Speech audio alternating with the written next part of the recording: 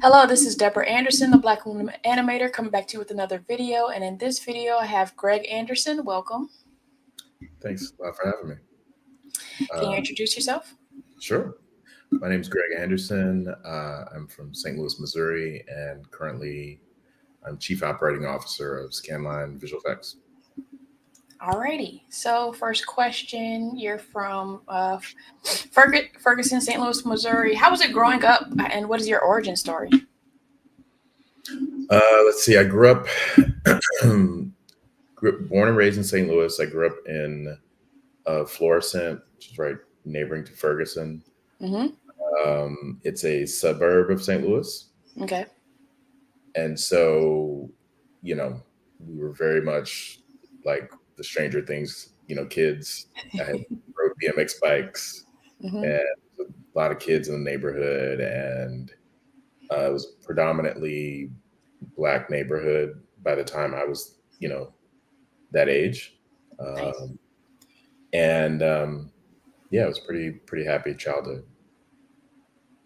Yeah, it's cool because like sometimes when people say they grew up in the suburbs, you kind of automatically associate that with like white people. So it's cool that your community was predominantly Black. Well, it's my family. In fairness, my family was the first Black family to move into that neighborhood. And by the time I was 8 or 9, it was predominantly Black. So, that paints a picture. Yes. we know 2 words that could signify.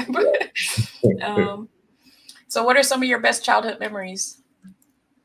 Oh, I mean, my easily, riding bikes in the neighborhood. I grew up, playing Dungeons and Dragons. Like literally, we were the Stranger Things kids, So my grade school was right down the street. So as many Gen Xers, I was a latchkey kid, coming home by myself at 9 and, looking out for my little sister. Yeah. Yeah, it was a pretty good memories, pretty chill happy childhood for sure. Speaking of Stranger Things, did you have a sassy sister or was she kind of cool? Actually, totally. So if I was the introvert, my younger sister was definitely the extrovert. And so, if I leaned quiet and she was definitely more talkative and more outgoing. Yeah. For sure. So what is your cultural makeup? And that's not to say what's your ethnicity, but what is the culture of where you grew up and the uniqueness of where you're from? So I am, ethnically, I'm African American. Both of my parents are from St. Louis, but their parents were from the South. So my dad's family is from Mississippi. My mom's family is from Arkansas. So there's definitely a sort of Southern inflected, but still Midwestern kind of culture, I would say. Most Midwesterners, while we may have a twang, we will proudly say we are Midwestern, not Southern. Right. I don't really know what that means necessarily, but I do know that the Great Migration. Yeah, I mean, I think I got a better feeling of it when we would go to the South every summer. Every summer we would visit my family in Mississippi, and it was like, okay, we definitely don't live in the South because this feels very different, right? Yeah. So we're like, okay, we're definitely Midwestern. Like this is not bad, but just like different. Yeah. So I think my definitely a culture of, I guess emphasis on, academics. My parents, were very, very much proponents of my sister and I, like being really focused in our studies and whatnot. They were, they had both they were middle class. We were middle class family. They grew up in the inner city. Mm-hmm. My sister and I grew up in the suburbs, so it's part of that sort of, you know, sort of generational kind of rising, I would say. Yeah. I've seen like TikTok videos of like hood parents being like, "Oh my God, my suburban children," like You know, and like people my age. yeah, I mean, there's definitely, we definitely didn't grow up with some of the experiences they had, and Yeah. and there were definitely moments where, later on in life, my parents kind of acknowledged that they were like kind of out of their sort of element in terms Mm-hmm. of how to help us because Yeah. it was different for us, Yeah. so. For me, like being from Detroit, like I have the standard Midwestern accent, so I don't have a Detroit accent. But apparently, like people who have the What Detroit up, accent, hey, what up though? People who have the Detroit accent have said that people either think they're from like Detroit or Mississippi. I'm like, what? That what? Like when I first heard that, that broke my brain. But over time, I understand it. Um, but yeah, like living in the South, I lived in New Orleans for like 12 years, and I'm like, yeah, I'm happy I'm from the North. Because like Southerners think they have like this monopoly on being nice, and I'm like, I feel like in the Midwest, like y'all are not really overwhelmingly more nicer than people from the Midwest. So I don't understand. you And it's know like a fake nice too. So I feel like, I've lived, I grew up in the Midwest. I've mhm, lived in the Northeast, in New mhm, England, New York. I've mhm, lived in LA. mhm, I've spent childhood summers in the South, and mhm, I feel like you can find nice people everywhere. But I will say, to your point, there's I have experienced a sort of fake niceness in the South, mhm, for sure, where it's a mhm. politeness, but when you read under the sort of the subtext, you're like, oh, you're not actually being nice. Um, Whereas in New York, people may not sound nice, Right. but they actually mean to be nice. It's just Yeah. They don't have culturally time, and they'll like you'll be in the impatient. subway and somebody will like take your stroller and like lift it up, but they'll Oh maybe yeah, have a mean mug, but they'll help you. right, 100%. Yeah.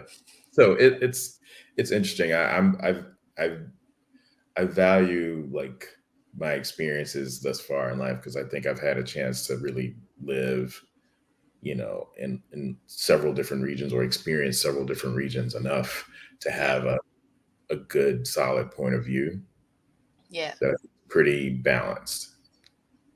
Yeah. And I feel like we come from places where we don't have this thought that there's only like one way to be raised right. And I feel like I felt that in the South, where it's just like, oh, if you don't say sir or ma'am or call you're an adult Miss Judy or Miss whatever, it's like you weren't raised right. And I'm like, there's multiple ways to exist. It's true, and it's like just like for me, despite my both of my parents having Southern parents, Hmm. we, you know, all of my parents' friends from the time I could speak on, we just called them by their first name. It wasn't Mister or Miss anything, Yeah. which in the South, generally speaking, you just don't see that very often. Yeah. And it wasn't. I never felt like I was on their level as a kid, but I also didn't like it. It wasn't enforced. Like I still had the same respect for them as I would, Yeah. you know, saying Mr. or Mrs. or Sir or Ma'am. Yeah. I wasn't disrespectful. It was just this is the way we interacted in my circle. Yeah. And like I feel like we have a lot of similarities, but it's like my last name is connected to a different lineage than what you said. Cause like my on my mom's side, my her father was from Mississippi and her mother was from Arkansas, but that's not related to the Anderson side. So like the Anderson side, they were both from Detroit, and then their people were from Georgia. So Okay. I was gonna, ask about that at some point because, I mean, it's a fairly common last name. yeah, must have been a big plantation back in the day. Right. That's what I think about Williams and like Johnson. I'm like, dang, they owed a lot of slaves. Yeah, for sure. So, what is your favorite like tradition from like your family growing up? Well, my parents' house was like the gathering spot. So, and it still kind of is to this day. They still live in the same house that I grew up in. Nice. They were amongst their friends. I believe they were one of the first ones to buy a house.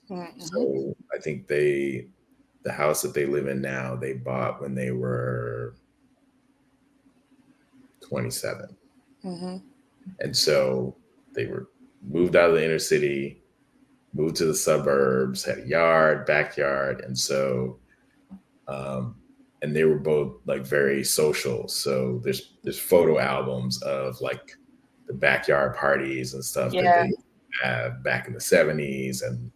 And that's something that we, 4th of July was always really big. Labor Day or Memorial Day, barbecues, Midwest, St. Louis, so those are things that we, whenever I'm home, particularly in the summertime, we'll have a barbecue at the house, and folks will come over and be in and out like all day. Yeah.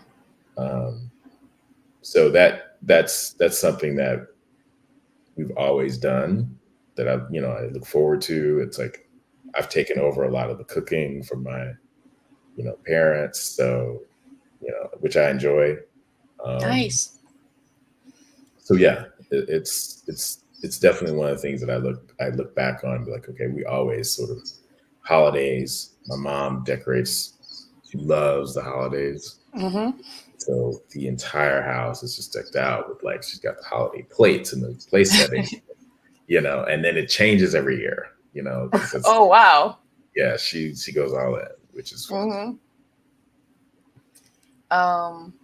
Yeah, me growing up, like my once I moved with my dad, we were like the gathering house. Like one of me, like for my dad's side, it was like, our house and my grandmother's house, and then for my stepmom, it was like our house, my grandfather's house, and like maybe my aunt's house. And I've thought over the years, like, would I be willing to take up that of being like the host and the like responsibility of that? But living in LA now, I don't think I have to worry about that because I can't afford a house. But like, I have thought about it. Yeah, it's there's definitely things. I have a daughter who's 14, and I've definitely taken on some of that, where she's just sort of me having friends over, her aunts and uncles, basically, like I'll barbecue or I'll cook or something. And so there's definitely, I wanted that to be a part of her sort of growing up experience. Yeah. Just because it's just part of what family's about to me. So since you can cook, what dish are you responsible for, or what dish do people love that you make? It sort of depends. I've been barbecuing since I was a teenager, and my best friend who grew up down the street from me and I are very avid barbecuers. Not grillers, like we barbecue, we smoke, all of that. So for the non-Midwesterners out there. Yeah, my grandmother from Arkansas had the barrel, which she would use. Exactly. So we've got 2 of those at my parents' house in the backyard. So if it's the summertime, I definitely take on, managing all of that, managing, the grill. Like I'll cook everything, except for the desserts. I'll leave the desserts to guests, and my mom will make her famous pound cake and stuff like that. So if it's not the summer, I mean, I've cooked Thanksgiving dinner. I've, roasted the whole turkey, dressing, the whole thing. Yeah, so I don't have I can pretty much cook a lot of things, most things. At least from an American. It's a very strong hobby of mine. I cook every day. Yeah. Yeah, I'm passionate about it. So nice. Do you have a funny story that your family tells about you that you'd like to share? Oh man, there's so many. So many. Oh, let's see.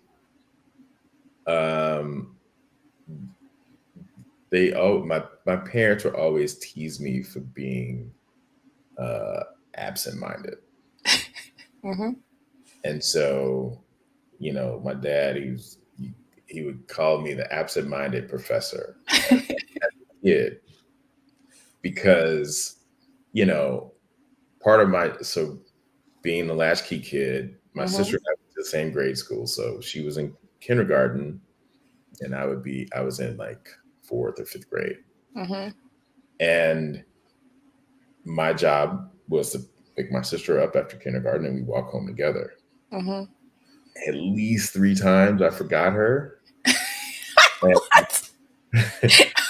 I'm just hanging out, with my boys and we're walking home. And I get home and make myself a sandwich and wow, like the whole thing, huh? And then, and then I'm at home and I guess the school called my parents and then my parents called the house and I was like, hey, they're like, where's your sister? And I was like, I hang up and I run back to the school. My sister's all in tears because I forgot her. And she's there with the kindergarten teacher. So,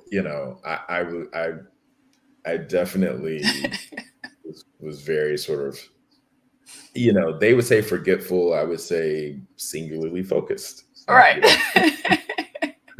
So yeah, there's definitely those stories that they would sort of tease me about.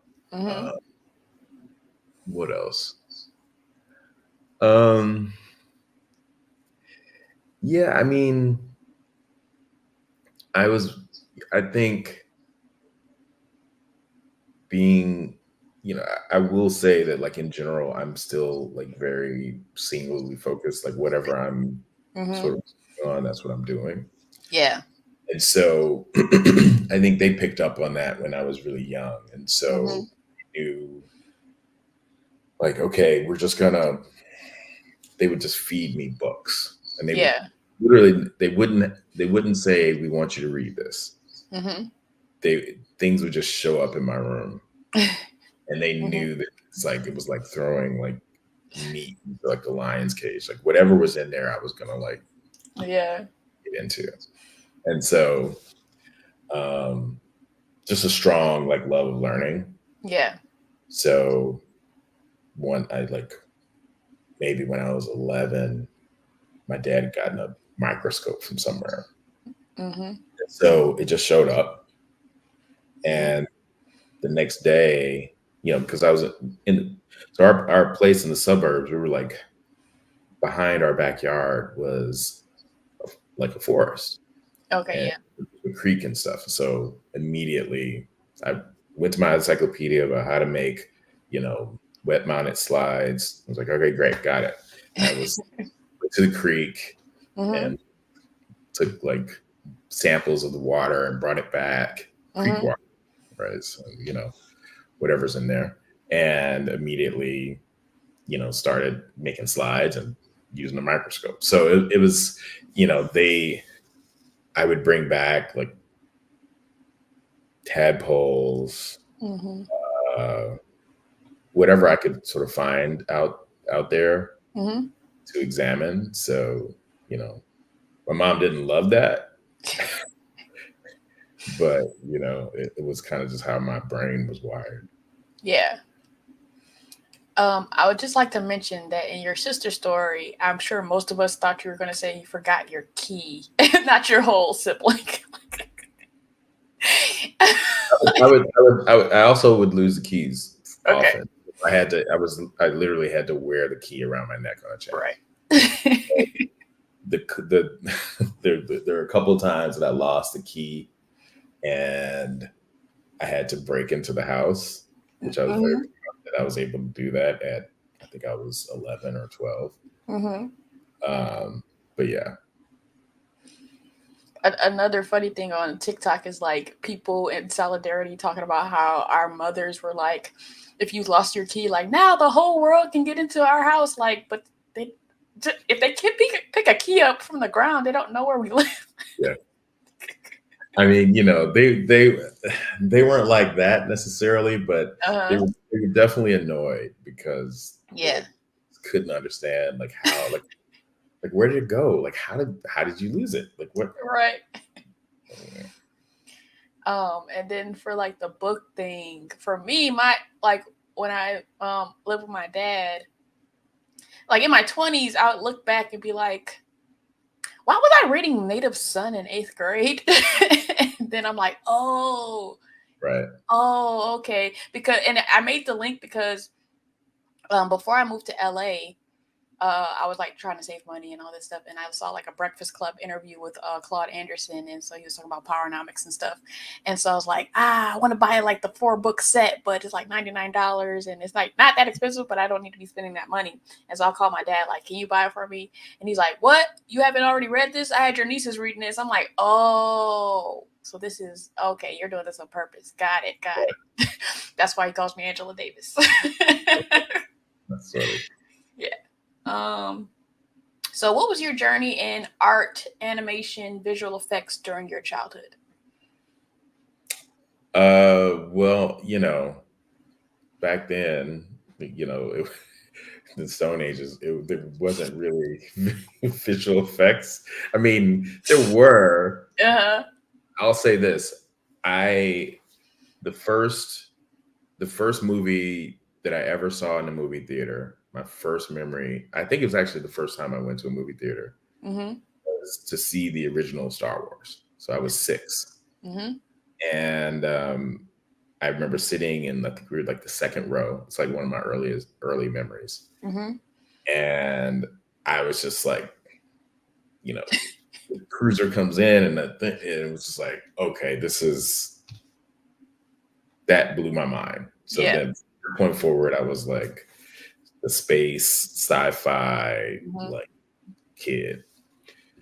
My father's very artistic, and I inherited that from him as well. So I spent a lot of time drawing.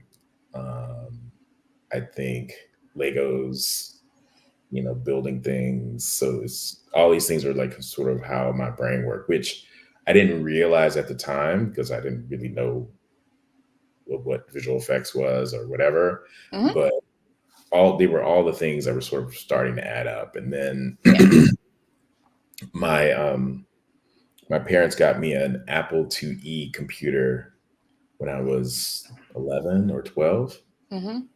And at the time, it was really, I wanted one because my classmates, some of them had one and they were like playing games on them, like early, like computer video games. Yeah. And I wanted it for that. But my dad also knew like if he, again, threw a couple of books in the room as well, eventually I would read them. Yeah. So I taught myself, first I taught myself basic programming. Still played the video games. And then he asked me to, and this was, I guess, when I was a freshman in high school. He was a contractor. He had his own construction business. So he asked me, he was like, can you write me a program to help me do like bidding estimates? And I was like, yeah, I think so. And it ended up being like 10,000 lines of code of self-taught basic. Nice. But it worked. I think he used it twice. And I don't because think that was the point. it wasn't really, he didn't really need my help, Right. you know, doing that stuff because that was his business. He knew how to do it quickly. Right. It was more to challenge me. He understood to challenge me and how I would sort of rise to that occasion. So then in high school, I learned Pascal, was still drawing. So it was really just math and art. Yeah. And yeah, that kind of led me to MIT. Nice. So that was sort of the beginning, and then MIT was obviously, you know, the story got more complicated because I really wanted to be. I was leaning towards like being an architect in high school, and I didn't realize it at the time. Well, MIT obviously has a strong engineering, like it's kind of what they're known for. Right. Even though they also have the oldest architecture school in the country, which most people don't know. So I started off as an electrical engineering, computer science major, and realized pretty quickly that it wasn't really the right thing for me. I didn't love it. And when you study something like that at MIT, you better love it. It's a very rigorous school, to say the least. Yeah. So, you know, all my engineering bugs were like filled with drawings instead of notes. So basically, you know, I didn't do great in those first couple years. And then eventually I got to a place where it was like, okay, I took an art class that I did do well in. And so in working with my advisors, they were like, maybe you should be architecture. And I was like, yeah. The part of the motivation, and this is an important part, was the school was very expensive. Yeah. Beyond what we could do as a family. And so I ended up my freshman year applying and getting a full scholarship from Bell Communications Research that would pay for all of school, but I had to be engineering major. So I was like, well, I guess I got to be engineering major. And that worked for a couple of years, kind of worked, but ultimately I wasn't happy. I wasn't really doing well. And so like right after my sophomore year, made the decision to change majors to architecture, to, you know, let go of the scholarship and figure it out. And so immediately like started getting A's. I, you know, got creative with finding ways to pay for school. I was very entrepreneurial. So my best friend in college and I started a barber business. Nice.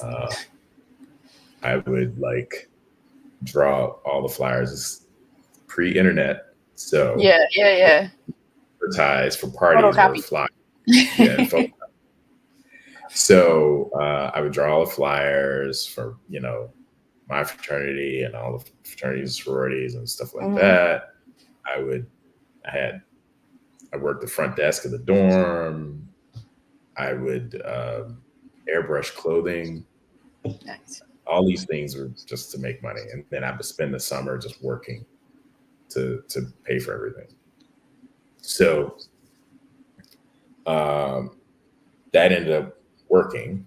And oddly enough, I went from being like the artsy guy in engineering to being engineering guy in architecture. So I had fully embraced all these sort of, you know, computer aided design tools when everyone else was still sort of drawing and doing things by hand.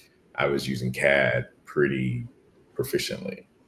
Yeah. And so, which again, it's like, little did I know that was going to be the thing that got me into visual effects. Nice. Because, you know, even as an undergrad, I didn't know what I was going to do with my life. And that's part of the reason why I went to grad school. So I stayed at MIT for grad school because, quite honestly, number one, I didn't feel like I was ready to be an adult. I didn't know what I wanted to do. I didn't even realize that visual effects was like something I could do. So ended up staying at MIT. But even that is a story because I kind of still thought I was going to be an architect. Okay. And so I applied to the design program, the Master of Architecture design program. And even though that really wasn't my strength was really kind of the application of all of these new computational tools towards design, not design in itself. Yeah. So I didn't get it.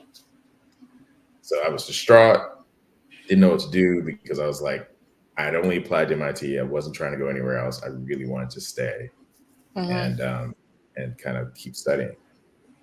So, you know, I remember calling my dad, and I was on a payphone and, you know, pre-cell phone. You know, tears, didn't know what to do. And I will never forget this call. I'm just like literally on the payphone in tears, like I didn't get in. You know, I'm lost. I don't know what to do. And he just said, well, what are you going to do about it? That was literally all he said. And so it kind of shocked me because I was thinking I was going to get some comfort and all that. Yeah. And at the time, I was 22, 23 years old. It's like, figure it out. Yeah. And that's when I was like, oh, okay, let me go figure it out. Yeah. So I spoke to a lot of administrators at school and said, well, what do you really want to do? What are you really interested in? Where do you think you can really have an impact? And I had been doing some research around, you know, using computer design to inform the design process, not just as a post process. And so, and they agreed that the stuff that I was doing was, you know, while not was interesting, and no one was really pursuing it with any kind of intention at the time. And so I basically put together a proposal to say, well, what if I stayed here to just focus in that area? And they were like, okay, now that's starting to look interesting. So instead of a Master of Architecture degree, it was a Master of Science degree, but still from the School of Architecture. Okay. So 2 months later, they sent me an acceptance letter. And on top of that, a full scholarship for graduate school, because they saw my body of work and they were like, we don't see you as an architect or a pure designer. We see you as this sort of hybrid sort of space where you can be impactful using these tools that no one at the time was really using towards architecture, design, and whatever. So, so that was my little success story there. And then we ended up, MIT, particularly at the graduate school level, historically has really been interested in supporting whatever it is you want to do, as long as it's really, if they see it as something that's pushing the technology forward, pushing the school forward and stuff. So they let me, I said, well, I think I want to apply some of these skills towards a kind of a hybrid range of study. And so we ended up designing a program that was encompassed design studios from the School of Architecture, cinema, film and cinema classes from the MIT Media Lab, and programming classes from School of Computer Science. And so that ended up being like the sort of foundation of like the degree program that I was, basically creating for myself. Yeah, because I was like, did you do an independent study master's? Kind of. So what ended up happening was, because in the School of Architecture there was no real degree program in that sort of focused in this area. After the first year, I was sort of out of coursework. And so half of my day became independent studies, where the dean of the school was pairing me with there's a theoretical architect at the time whose name Levius Woods, who was very well known as this sort of conceptual architect.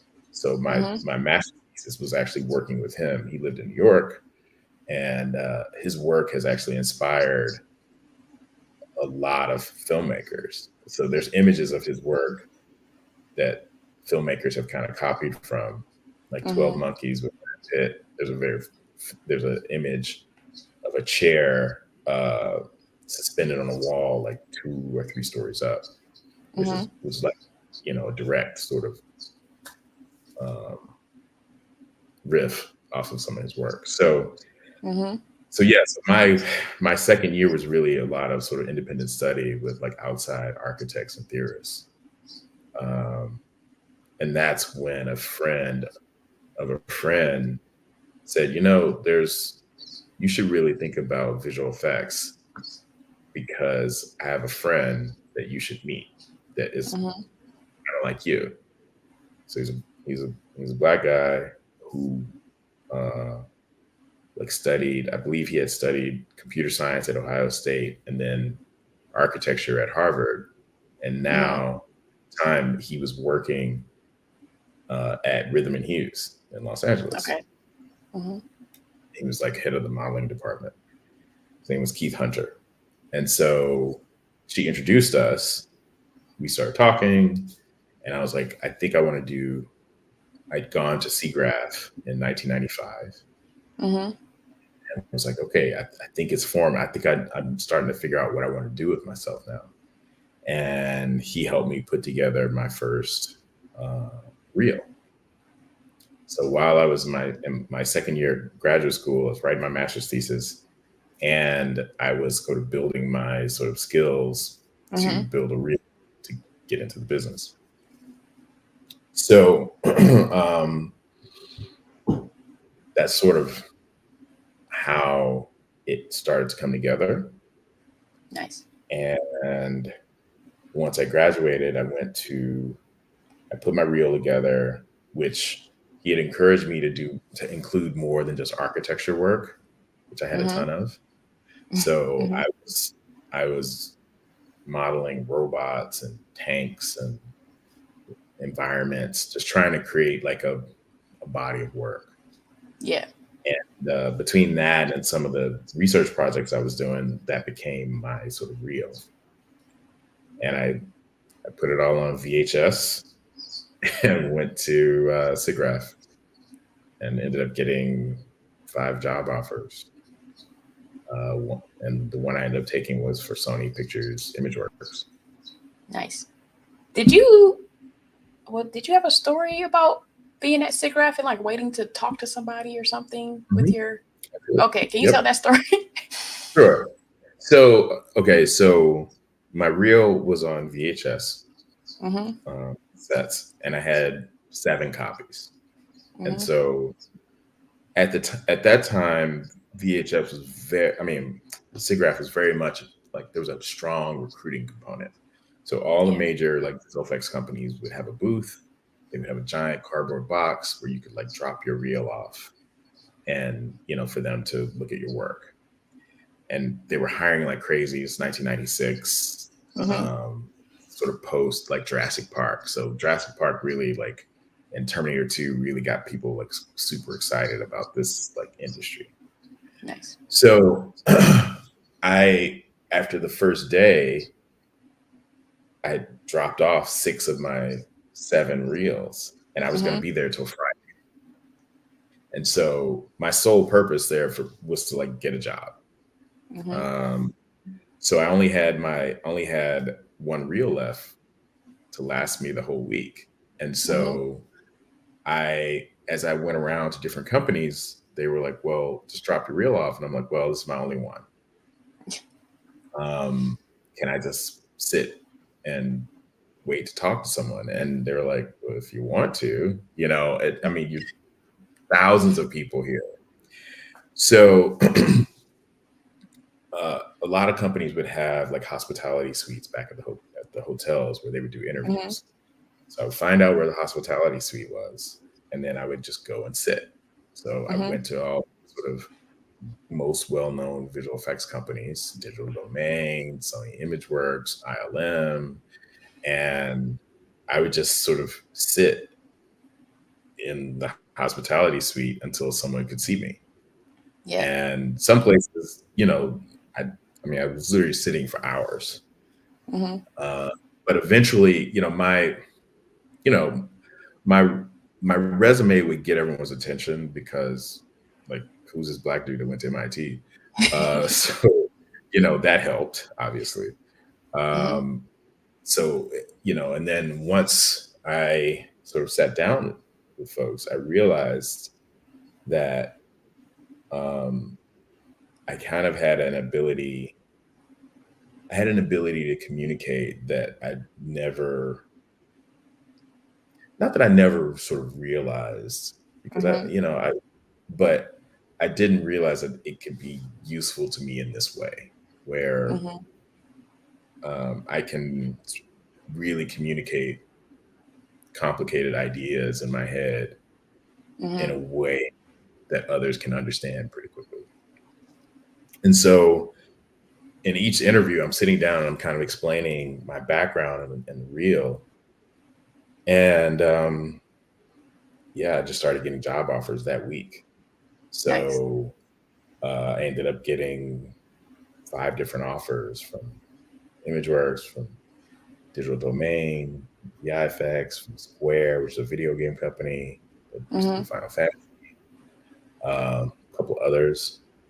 And that's every day I was just sitting and interviewing and like getting offers either that same day or like the next day. And then I ended up going with ImageWorks, but it was all motivated by the fact that I just didn't have any more copies of this reel to give. And so I was forced to kind of find a different way to make myself memorable. Yeah. So, and to be fair, there were like virtually no Black people.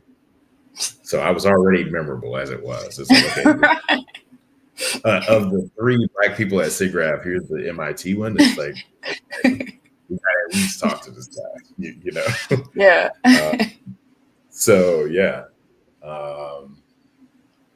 And that was it. So it was one of those things where it was pivotal for me, because I learned that the importance of being able to not just communicate clearly, but being able to sell like myself and what I do. Yeah. Having the confidence and the wherewithal to just like stick it out. Yeah. And all of these things would end up becoming a big part of my success in the industry. It's my ability to kind of, stick it out and grind through it, and my ability to communicate. That's been pivotal to my longevity and my success. Yeah, if you ever do like a Udemy or masterclass on how to communicate complex things, like I can use that, because I feel like that's been my ideas are always up here, and so it's just like I understand that sometimes I can't explain them. Like as a teacher, I can explain, like I teach 3D, and so I'm able to do that. But just like in normal conversation, and over the years, like it's just like I didn't know at first, but now I know that I can't explain. I mean, yeah, I mean, what I learned later as I moved up, the ranks and became a supervisor was that really it started with listening and like knowing the people that you're talking to. So, and then being able to sort of translate. Yeah. So depending on the point of view of the person that you're speaking with. So how I would talk to my teams would be one way. How I talked to my supervisors was a different way. And then over time, it became like, okay, how I talk to my teams versus how I talk to clients. Right. Because often clients, nobody knows visual effects except visual effects people. Right. Learning how to talk to directors who may think they know about visual effects. So you have to accommodate that, right? So I really feel like it's being able to really listen and understand people's sort of point of view and where they're coming from, and then finding a way to meet them where they are. And that's really where I feel the magic is. Because once you know that, then it's like, when someone says to you, explain it to me like I'm a fifth grader. In your brain, you immediately know what that means. Right. So it's a version of that where you're paying attention to who this person is, what their background is, and say, okay, this is this type of person or with this experience. And so now say it in this way. Yeah. So that's really been like one of my superpowers. Yeah, I think I'm coming around to that because like, I teach at a community college and I teach online. So in a space where a lot of people don't turn on their cameras and stuff like that, I don't have the information always to kind of know how to help my students. But then sometimes through email or if I do a one-on-one with them and I'm like, oh, you're like 70, got it. Like now I have context to like why you're struggling. It's like much better. Or like if somebody decides to tell you that they're like neurodivergent, I'm like, okay, cool. But like when you're just like in no man's land, it's just like, I don't know how to help you yet because either you're not sharing pertinent information, which you don't have to, but also like sometimes that pertinent information helps me. So yeah. I would, one of the things that I learned during COVID that, in terms of like this kind of like type of communication. Yeah. And it's tough because folks have gotten used to like turning their cameras off. Yeah. And so forth. I try to create a safe space for where people want to turn their cameras on because it helps you as a speaker connect and understand where they're coming from. Like we communicate in so many different ways. I think like 7 or 8 different ways that aren't verbal. So if you can see their face, you can tell like they're getting it, they're not getting it, they're bored, they're distracted, whatever. And it helps to kind of build connection. Yeah. But it's hard, like sometimes some folks are just,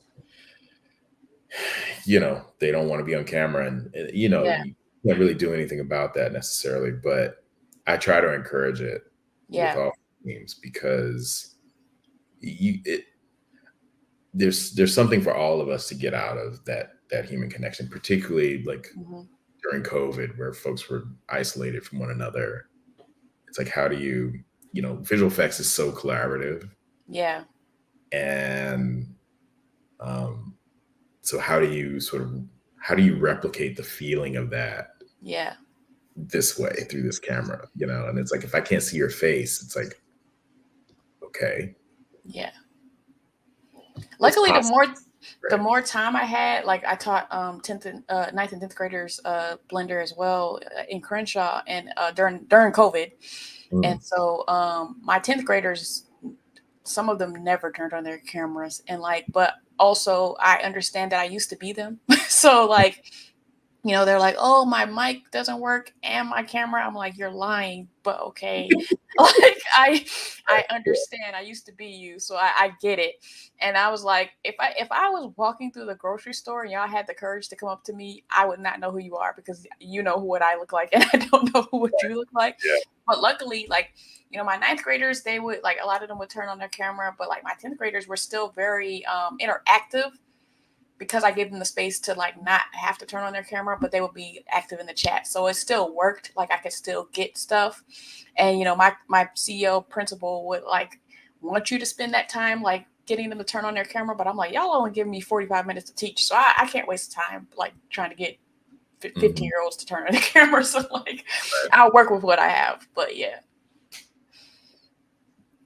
I think you did give a takeaway of like your journey, but like, just to reiterate, I feel like I gleaned kind of like forging your own path, like so with your masters, and you just pursuing what you wanted to pursue, because I had a multidisciplinary studies, make your own major degree, mostly because I was going to get my BFA in animation, and I just got behind on my one quarter film, and I went to what I considered an expensive university as well, and I just, my father was sending twins to school, and I just felt bad to go to like an expensive school, so I was like, let me just graduate on time, because animation doesn't care what your degree is in.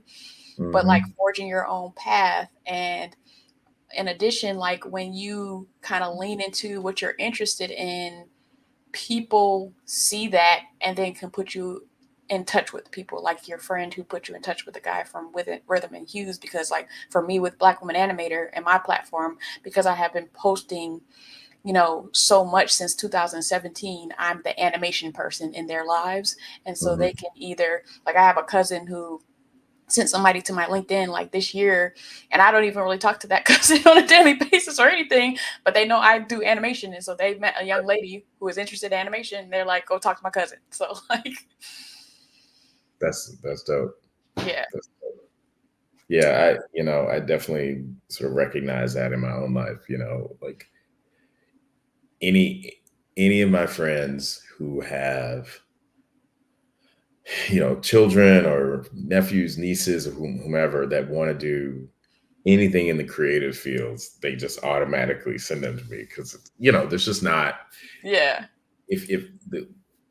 Unfortunately, in our community, I feel like the pursuit of the arts is not strongly encouraged. Right. And so, and it's like the road less traveled. And so I'm like, in many cases, the only person that they know that's like pursued anything remotely artistic, Yeah.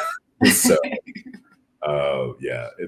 it's fun. And it's like, and I can, it's really gratifying when I'm talking to a young person who I can see their eyes light up as I sort of talk about the things that have been important to me and what I'm passionate about, because they're like, oh, wait a minute, I can make a living, I can make a career, I can make a life doing this. Yeah, that's the key. I can do what I love and not be broke. I mean, and unfortunately, I feel like, Black folks, we just historically have not had the kind of openness to explore. If you were anything other than a doctor, lawyer, engineer, it's like everything felt risky, to previous generations, understandably so, for very good reason. Yeah.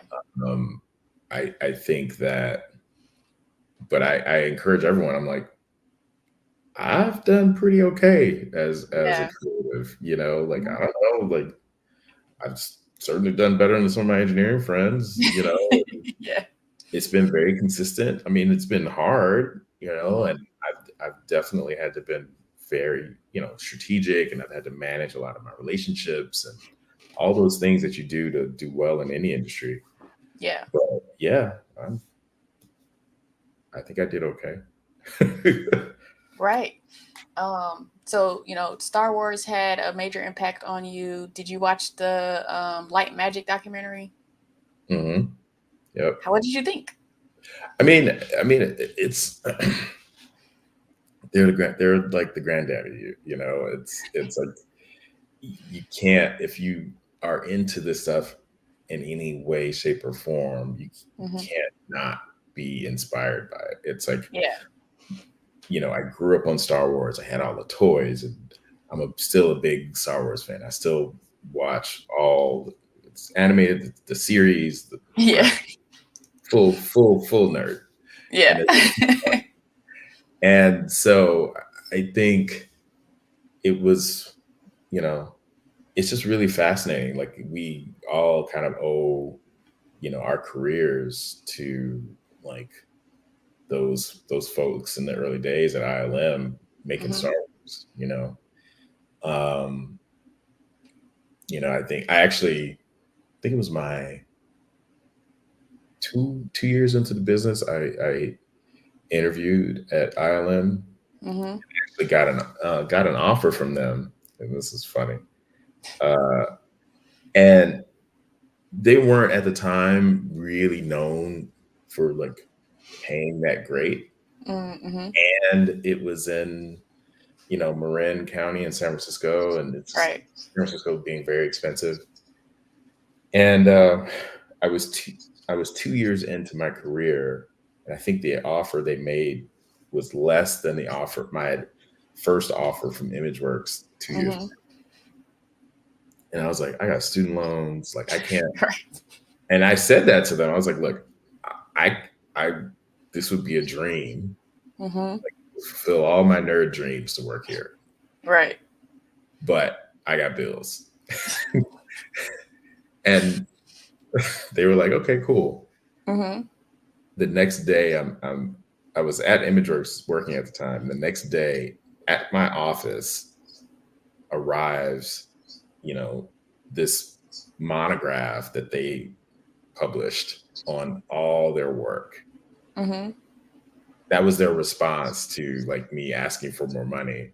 It was like, oh yeah, right. Here's Star Wars. Here's here's all these things. And I thought it was hilarious because I was like, that's your response. You're like, hey, that's cute.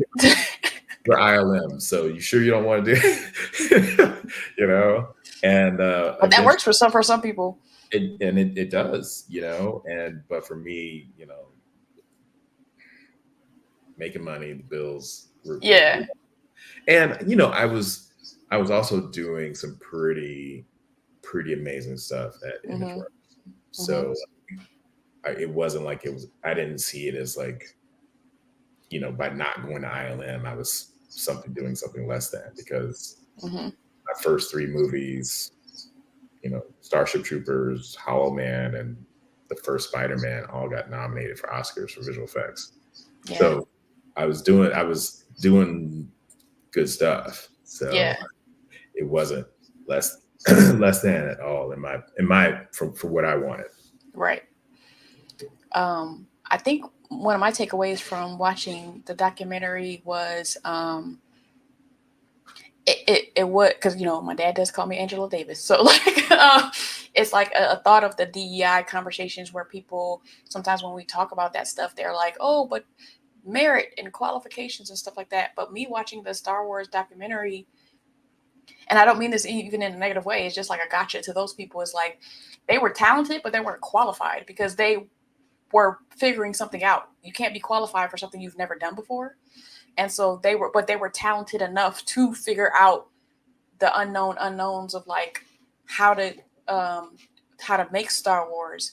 And so sometimes I feel like even I think about this with like Disney of, you know, Walt Disney would ask people to do things that had never been done, and it's just like, figure it out. You're talented. So I'm just going to say this off the wall thing that I want you to do. And I'll give you the resources. I'll give you the classes, the drawing classes and stuff like that, but you're talented enough. And I believe in you to figure it out.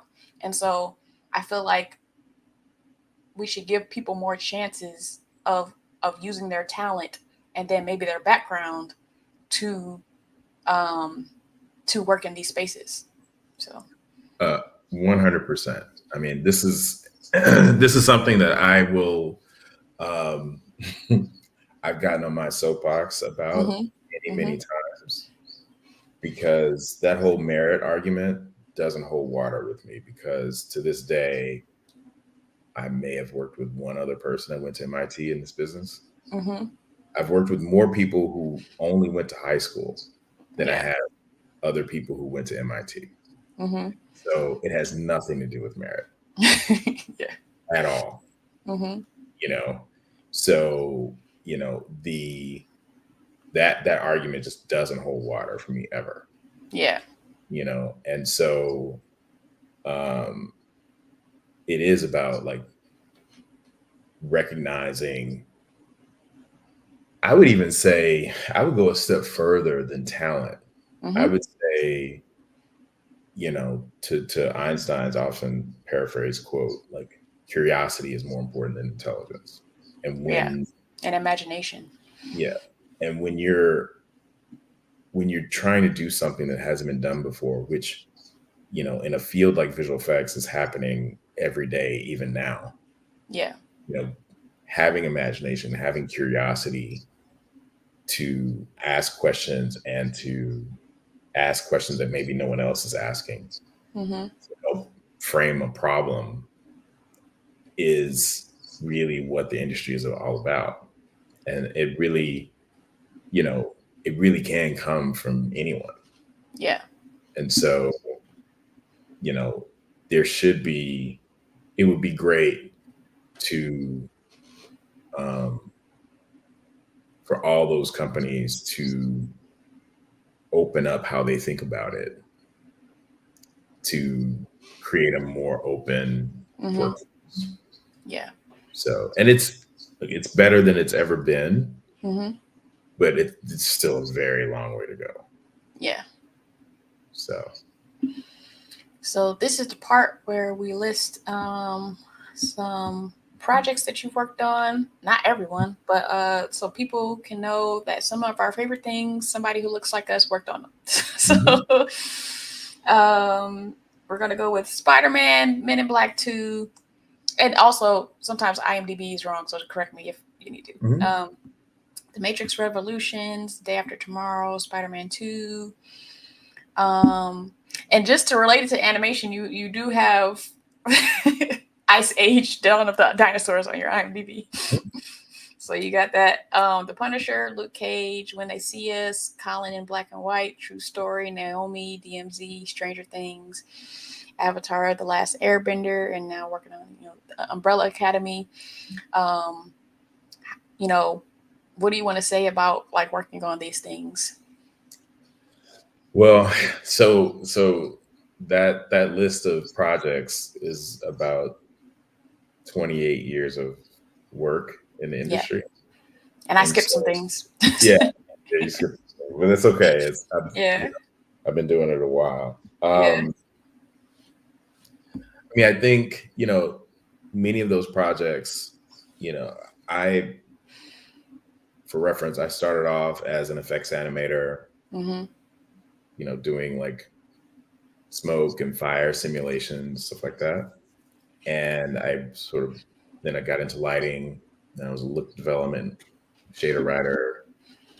Then I started CG souping. Then at some point I taught myself how to composite. Ice Age 3 is when I was actually a compositor, just a plain old compositor on that show, after having been a visual effects supervisor. So, and then I was a comp soup on a couple of shows and commercials. So everything that's listed there is just my television and film credits. But I also worked in commercials for about 9 years exclusively. So in that space, I was comp soup, I was a VFX soup, I was on set soup. So I think, and then some of my later projects were more as an exec. So Stranger Things, Avatar, Umbrella Academy, this is during the time at Netflix. So each one of those places, like my sort of lens through which I looked at the projects that I was working on was a little different. So, in the early days as an artist, it was very important for me to really develop my voice as an artist, my point of view. Mm-hmm. And so, like, I really wanted to work on those projects that I felt like I was really passionate about, where I could really apply like my passion. So if you look at my career, it's a lot of Marvel, because on one hand, I was, as a kid, I was all about Star Wars, and then I was also a big Marvel comic book collector. So Mm-hmm. I still have maybe 2,000 comics like bagged and boxed at home in St. Louis. So an opportunity to work on, I didn't get a chance to work on any sort of Star Wars projects per se, but I got a chance to work on a lot of Marvel stuff. Yeah. Which, was like a childhood like dream, Mm-hmm. to bring to life like characters that I connected with. So, but at every level, I sort of engaged in a different way. So I think one of my favorite projects, where I feel like it sort of brought together my passion from like comic books, my experience in the industry, Mm-hmm. my Blackness, was Luke Cage. Mm-hmm. So I was the visual effects supervisor for that show, and it was amazing. The whole experience was just amazing because, the showrunner and creator of the show was Black, writers are Black, the directors are Black, the cast is Black. It was the Blackest thing I'd ever done in visual effects. And because he's truly super, you can't make a superhero show without visual effects. Right. At some point, he's got to demonstrate why he's super. And so to be in a position where I was in charge of that part, Mm-hmm. and to have other writers and directors looking to me who didn't know visual effects, are like, okay, how are we going to make him do this thing? Right. I was particularly, proud to be in that position, and proud to have executed it at a high level. Mm-hmm. And it was also just a very familial environment. Like, it felt, I'd never worked on a show with that many, but most of the time I was the only Black person on the show, or like one of very, very few. And so for a show like this, that just felt like so familiar. Yeah. It was great. Like the showrunner, so it's a weird bit of, connection that we realized very early on. So Cheo Coker, he went to Stanford, and we're about the same age. Mm-hmm. And his best friend was from Stanford, was married to a Black woman who I went to MIT with. So it was like, look at that. It was just like a weird 6 bit of degrees of Kevin connection. Bacon. And it was like we were just all these unicorns, Yeah. came together to make something cool. So it was, to this day, one of my top 2 projects. I think the other one was, more serious, which was When They See Us, which is right there. So that was my first time working with Ava DuVernay, and just an opportunity to do some really, really interesting invisible visual effects with a auteur filmmaker, like the best in the business. And so it was a very unique opportunity about a very important period, a very important story, which I also personally related to, because the Central Park 5, that whole incident took place. Those kids were like, 16, 17, 18 years old. The week that it took place was the week of my own 18th birthday. So I remember when all of it happened. It was very present for me. Yeah. And so years later, to get an opportunity to,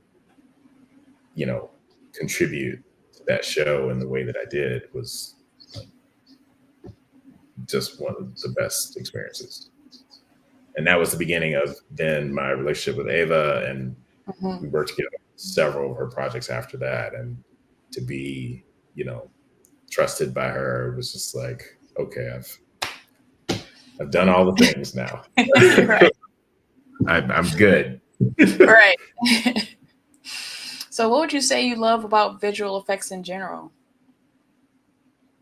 I love it's very right brain and left brain. So it's very analytical and creative. And I would often tell people that they were like, how'd you get from architecture to visual effects? I'm like, well, architects are typically very right brain and left brain. So how to make a building stand up, how to make it look beautiful, as Right. I would say, the broad way. Visual effects is the same way. I think, we're asked, at the end of the day, we're creating images through very, very technical means. So the best visual effects artists, in my own opinion, are those that can sort of take these very complicated tools and create something. And so it's a very particular kind of person, I think, that can do really well.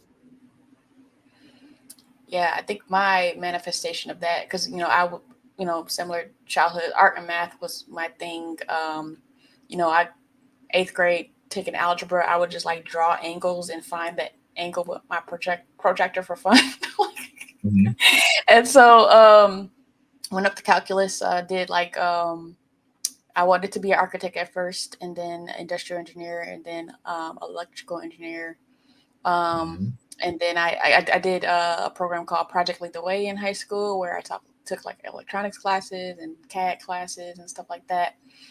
But I did do dual enrollment and got to take 7 art classes, and the 7th class was 3ds Max. So that's like how I meshed my creative and analytical brain in doing the 3D, because I call myself BlkWmnAnimator, but I'm actually a 3D modeler. And so like the pushing and pulling of points is like, my thing. And as I'm trying to learn sculpting, I'm like, oh, this is the artistic people. like this is all about discovery and playing around. So I'm like struggling, but the traditional 3D modeling is my jam.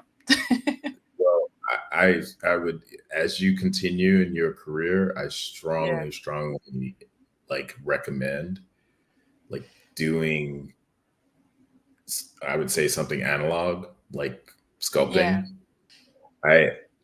So on the side, when I started my career, my first 5-7 years in the business, I also had a photography hobby. Like I shot yearbook at MIT for a couple of years. Developed my own film, printed my own photos, and I would take classes, like continuing education classes, while I was working.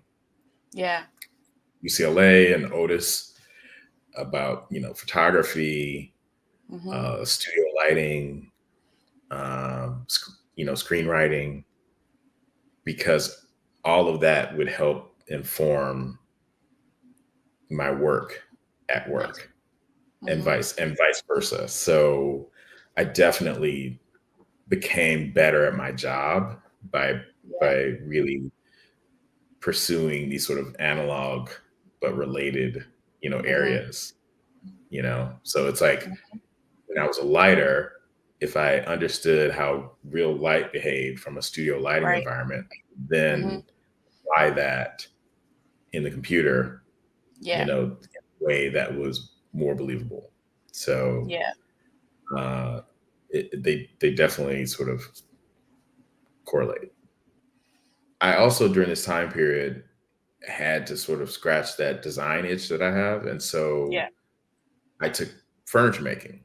Okay. And I took furniture making at Otis. I took 2 or 3 classes there, and in the course, they're like, okay, we want you to make something like a shelf. It's like, I don't want to make a shelf. I want to make a coffee table. And the teacher of the class, he worked at, I forget the name of he was an architect, and he worked at another company, a Yeah. famous architectural firm. And he was like, "You want to make a coffee table?" I was like, "Yeah," because I had access to this whole woodworking shop. And I was like, Yeah. "I'm not just trying to do this. I have an idea." And he was like, "Okay," because he didn't know like how I am. And I was like, "No, I'm making Right. a coffee table." And I made a coffee table, and that was Nice. like, and it was beautiful. And he he would help the other students, and but then he started spending more and more time with me because he realized that I was very serious.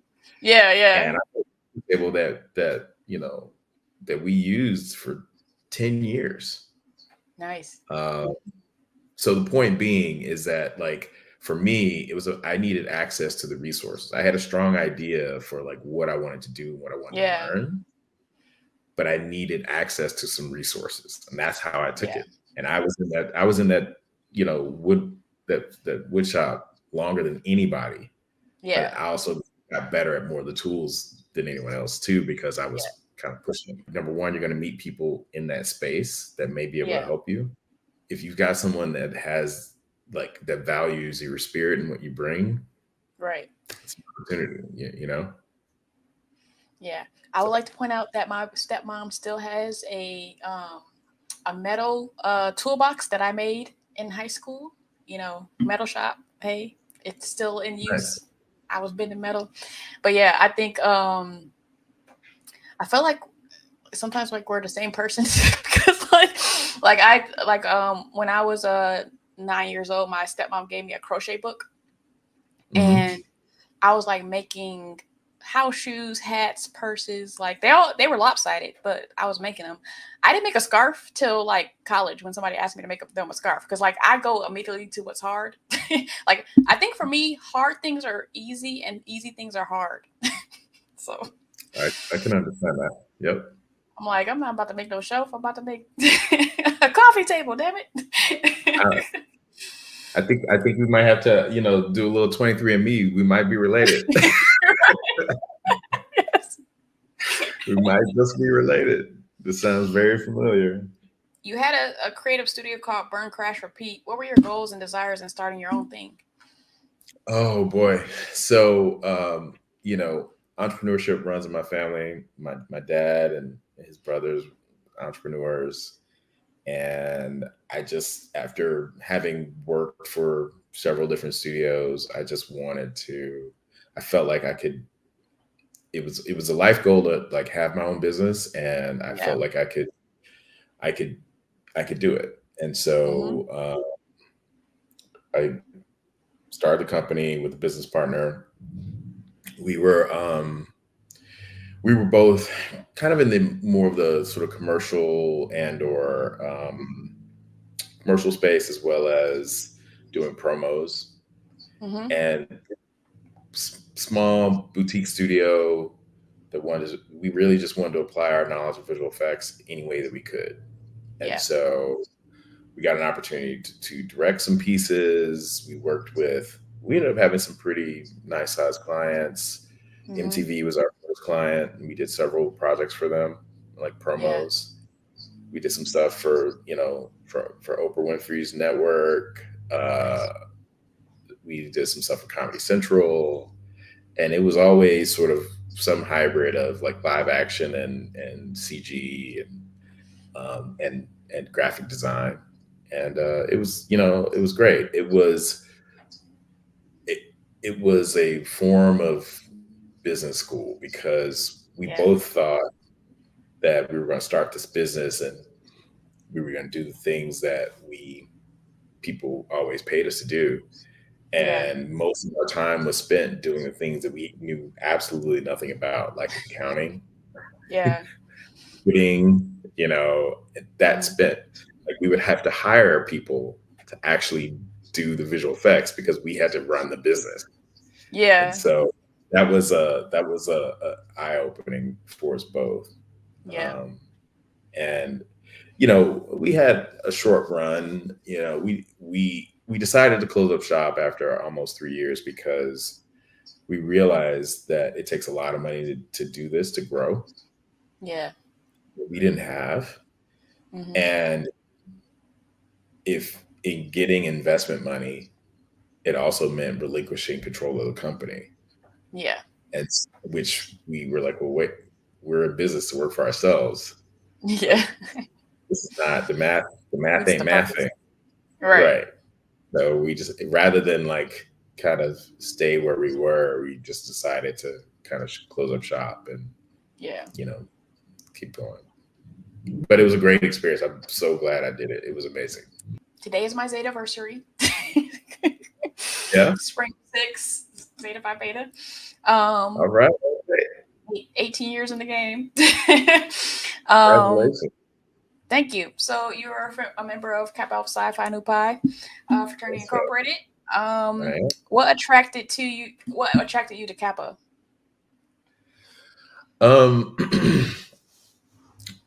So I think when I got to MIT, well, it actually started before I got to MIT. Well, I was exposed to Greek life. I had one uncle who was an alpha, one who was an omega. My godfather was an alpha. And so I had some general like awareness. And pre-freshman weekend, so MIT, well, I'm sorry, it wasn't pre-freshman weekend, it was minority spring weekend. It's where all the people of color who were admitted to MIT can come to campus and really get a sort of focused, like look at the campus for the weekend. Yeah. That weekend, the Kappa line from Spring '89 was having their like neophyte show in the student center. So part of my biggest fear after I got into MIT was, am I going to be the only Black person there? Yeah. So I get to the student center, and there was hundreds of Black folks, all the fraternities and sororities from all over Boston, because you get all the Black people from each school, and you can actually have a party. And that first step show, like, blew my mind. I was like, but then on top of that, more importantly, after starting and as a freshman, I was in the dorm that I lived in was called Chocolate City, and it was an all Black male dorm at MIT. And so my next door neighbor was Kappa, and he was from Memphis, named Kevin Thompson, and he was just, I mean, just cool as a fan, like cool upperclassman, smart, engineering student, but like had swag. And I really just related to that. And then like I kept meeting the other guys from MIT who were also Kappas, and they all, it just sort of, there was something about like their level of accomplishment. They were always leaders on campus, which spoke to me. I was, class president of my high school's junior and senior year. So it, the leadership that they exemplified really spoke to me. They had a gang of swag. I related to that. Yeah. And they're just there. And then, but there were a couple sort of moments where these guys extended, a sort of brotherliness towards me, even when I didn't pledge until I was a junior. But even as a freshman, one guy named Ivy was passed on, but I was taking my last final, and the next morning I had like a 5 a.m. flight, and I had to stay up really late to pack and all this other stuff for Christmas. And he was like, yo, what time do you have to get off your flight? I was like, I have to get up at 3:30. He was like, do you want me to come wake you up? I was like, no, I got it. I'm fine. Well, I wasn't fine because I was exhausted. Yeah. So I slept through the alarm, Mm-hmm. and he didn't live. He was just he lived on a different floor. He came by anyway at Yeah. 3:30 to wake me up, and I was Mm-hmm. like, "You didn't have to do that." And he was like, "I got you. Mm-hmm. It's important. Like, you just completed your first semester at MIT. I was flying standby because my mom worked for American. I couldn't miss Mm-hmm. that flight. So I may not get home in time for the holidays." And Right. he looked out in a way that was totally selfless. Yeah. And it stuck with me. And then, all of my boys who I was closest to that freshman year ended up going online that year as well. It was like, it just all sort of coalesced. Like, these are my Yeah. people. This is my, you know, yeah. So that was 32 years ago. Nice. Yeah. What skills or tenets that you learned from Kappa do you feel like you still apply and use today? Honorable achievement in every field of human endeavor. I think we take that very seriously. Mm-hmm. And, I think I have tried to sort of represent in my field in that way. Yeah. Uh, and, as a Black man doing this, I've done some things that no one else has ever done, Right. and I think that focus on achievement to really sort of, not for myself, but for the culture, Right. is really critical, Yeah. and so uh, we've all pushed each other, to be that in our respective fields, and Yeah. I think we've had some impact, and the guys in my Mm-hmm. chapter had impact, and we've had impact on our kids' lives, and it, Mm-hmm. it's it's been that's one of the things I feel like I can definitely point to that resonated and has been impactful. Yeah. I feel like it's like just, I mean, it's tale as old as time, but like I just feel like it's so unfortunate that people don't realize the community aspect of our organizations and kind of take a surface level. I think it's mostly from like movies of how like white organizations work. And then they apply that to like the D9 and stuff like that. But um, it's just like such a we are Black history, That's right. and a lot of our members are just in so many spaces, like with MLK being a alpha, and Mhm. I mean, there's that picture on the at the Memphis motel of like Kappa, They were Sigma, all great. Alpha, and Q being represented. They were all great. That's right. So yeah,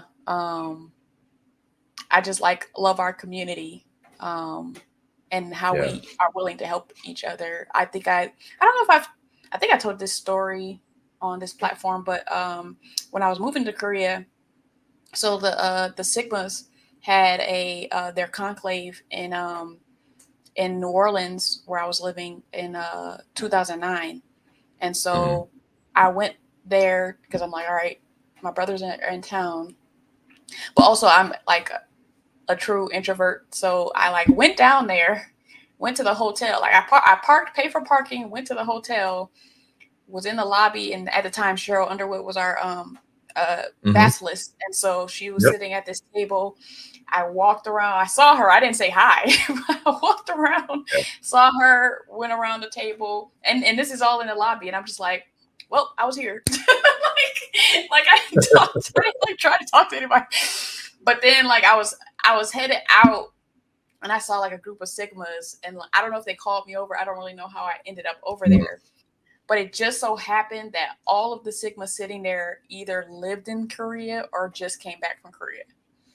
And Wow. so I'm like Wow. telling them like, yeah, I'm about to like go teach English in Korea, and they're probably like, yeah, all right, okay, like you're about to go to Korea. But like to this day, like Easter weekend, I visited one of the people that I met that day. I just visited Mhm. him this year because he's like a lifelong friend now, a Mhm. Sigma, and like he's the one that actually helped me pay for my ticket to go to Korea, and he didn't know me from a can of paint. So That's it's like people amazing. don't realize the power of our organizations, and just That's like great. you don't know somebody else, but they'll still give you the shirt off their back. Yeah, 100%. That's Yeah, what's up. I and love that story. it doesn't just stick to our organizations or our brother sister organizations. Like all of us are willing to do that for each other. So, Yeah. how has being Black been a thing in your career in any way, whether positive or negative? I mean, you know, I, I've been the only Black person in the room more times than I can count, Yeah. to the point where it's just was normal. Mm-hmm. So I definitely have always felt that I had something to prove, Mm-hmm. good or bad, you know.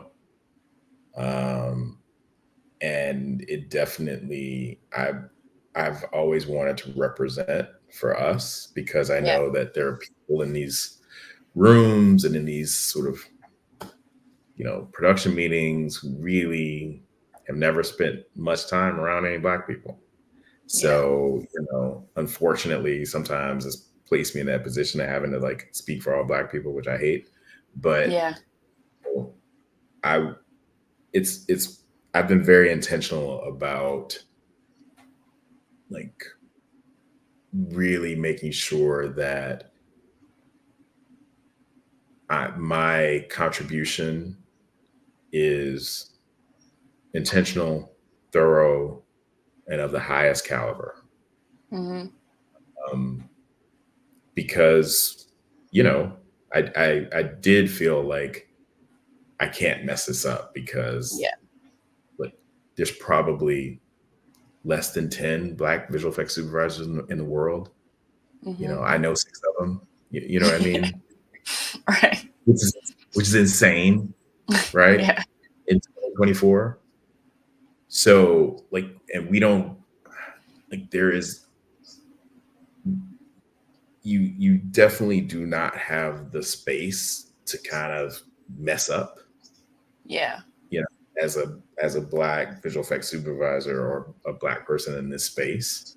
Right. So, you know, I've taken that on, and I've made sure to, at every possible opportunity, really make sure that I excel, my teams excel, that they're going to remember me, you Yeah. know, and hopefully move the needle enough way so that the folks behind me don't, can have a different experience, Yeah. because it's a lot walking into a space feeling like, okay, I got to prove myself again. It's a burden. Yeah. You want to just be able to like be who you are, and without that extra pressure. Yeah. But I feel like this is part of, all of this is, I feel like none of this is accidental. Mm-hmm. I think that I've been placed in a position throughout the course of my career to lead in that way. Mm-hmm. And so I take that responsibility on very proudly. Yeah. And hopefully I typically try to leave whatever organization I'm leaving better than I found it, and more diverse than I found it. Mm-hmm. And I've been successful at that to date. Mm-hmm. So I think that's kind of it's part of my purpose Yeah. here, you know? I feel like even as a natural perfectionist, if you didn't have perfectionism before working with other people who don't look like you will gain it because of that piece of like not being able to make a mistake. I realized that actually like this year or last year, where just, making maybe one mistake in there and them acting like it's your 50-second mistake, makes you feel like you have to be perfect because you're not Mhm. giving the agency to make a mistake. And so Right. I get added perfectionism from that. Mhm. So yeah. Yeah. Can you give like 3 movies you recommend to my audience and why? Mm. They don't have to be like super visual effectsy. It could be anything. Oh man. recommend them in what way, for what reason? Because I mean, I think You like them. because I like them. Because this interview is about highlighting you, not trying to get more interested in visual effects. Yeah, sure. Well, the three movies that come to mind for me first are Pulp Fiction, The Matrix, and Star Wars. Pulp Fiction, I just the writing and the portrayals of these characters and their story, I mean, it just grabbed me. And I think I've seen the movie 30 times, you know. I think it, in some ways, it's a bit of a masterclass in filmmaking, you know. The Matrix was a film that I just think nobody saw coming. It was so different, but still relatable, even though it was fantastical. You know, it really spoke to like this idea of like, you know, people questioning their realities and why their realities are a certain way in a really unique way. Through visuals that it was like a comic book come to life, you know. And then Star Wars, I mean, it's a space opera basically. It's there's a level of camp that, you know, is hard to ignore, but you can't look away. It's like George Lucas managed to pull you in and really care about this world. Yeah. And that was so unique and so well thought out that 40 years later, it's, you know, the universe is still expanding on this idea. Yeah. And I think it speaks to the strength of the imagination of these characters in this world. So not many movies have done that. Last question. If someone was producing a documentary about you, what things would you want them to highlight about your life outside of your work in visual effects in the entertainment industry? I would say it would be highlighting the importance of difference and how that difference can be pivotal in your success. I think that even though I grew up in a predominantly Black neighborhood, I was very clearly different than all the other Black people in that neighborhood. And while that difference as a kid, you know, I didn't fit in everywhere. I was quiet, kind of nerdy. I was really like kind of small. So, but because of that, I was sort of forced to go inward and really like develop like where my strengths were and like really lean into like who I was supposed to sort of become. And so I think that is probably one of the more pivotal sort of parts of my sort of life story, is like that, you know, that focus on embracing difference and how there's really like strength in that. Yeah. So if anybody wants to follow you on social media, where can they follow you? On Instagram, I've got my Instagram site, @GregAnderson_VFX, is where I typically, you know, post things about work and other stuff, photography and whatnot. So that's probably the best way. Cool. I'm not And I'm too old for TikTok. I don't even have a TikTok account.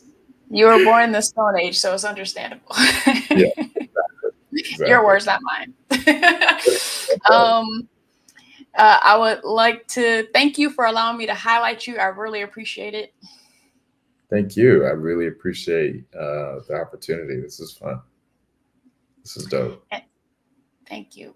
And to everyone out there, I want you to like so I know it's real, comment and tell me how you feel, subscribe to Citadel and sign up for post notifications to show your zeal, and I'll see you in the next video.